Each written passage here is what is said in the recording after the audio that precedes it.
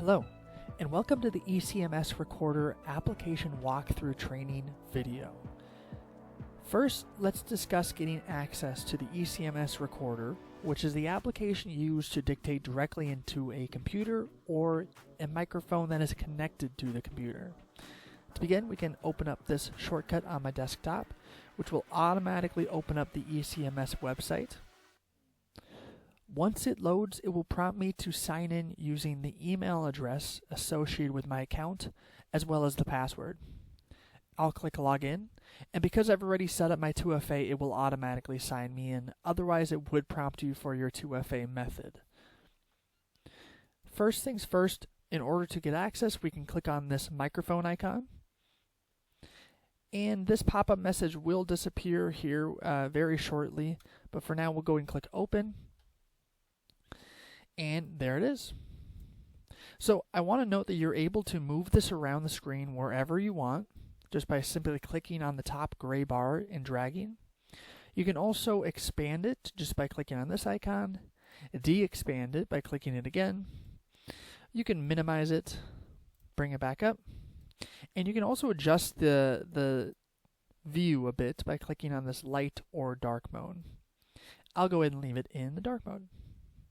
Now, in order to begin, all we do is click this record icon. And if you have mandatory data fields or any custom data regarding the dictation wishing to be entered, it will prompt you for it.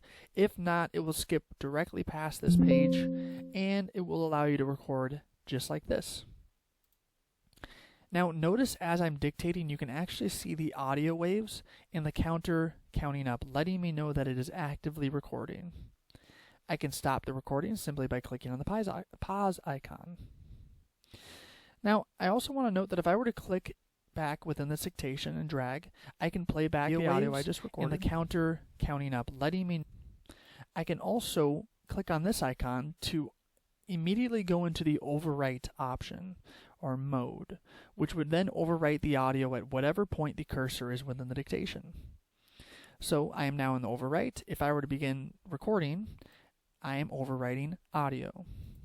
It would then overwrite the audio within that portion of the dictation. Dictating, you can actually, I am overwriting audio.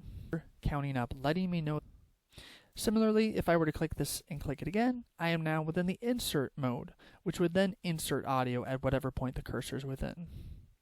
If I then skip to the end of the dictation using this icon or click and drag, it will immediately go into the default append mode and begin to append audio at the very end of the dictation.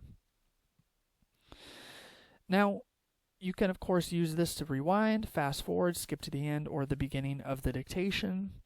Once completed with the dictation, you simply click the send icon and it sends through. Now, I want to note some extra settings here as well. You do have the ability to set the priority simply by clicking on the exclamation point. You can delete the current dictation simply by clicking on this.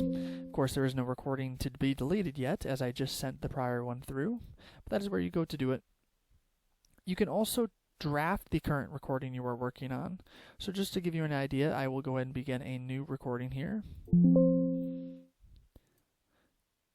And then if I click on this draft, it will then send that file that I just recorded to the drafts folder, which can then be accessed from this icon here. This is a list of all the dictations that I've sent to the draft. In order to pull them back from the draft, I simply double click on them and it loads back in. Notice that there is also a delete icon from within the drafts folder. Along with that, you can also adjust the dictation metadata by simply clicking on this, and gives you another opportunity to adjust any metadata that you might have entered, such as the notes, interview date, or whatever custom data you want us to configure.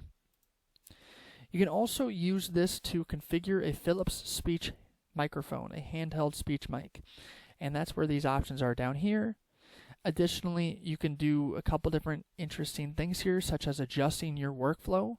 Say if you want to send dictations to a different typist or a different department.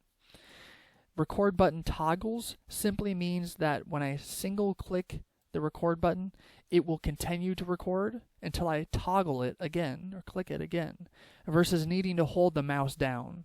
Same with the play button toggles. If you encounter any difficulties, have any questions, or just want a more detailed training regarding ECMS, don't hesitate to reach out to our support team using any of the methods in this document, and we would be more than happy to assist.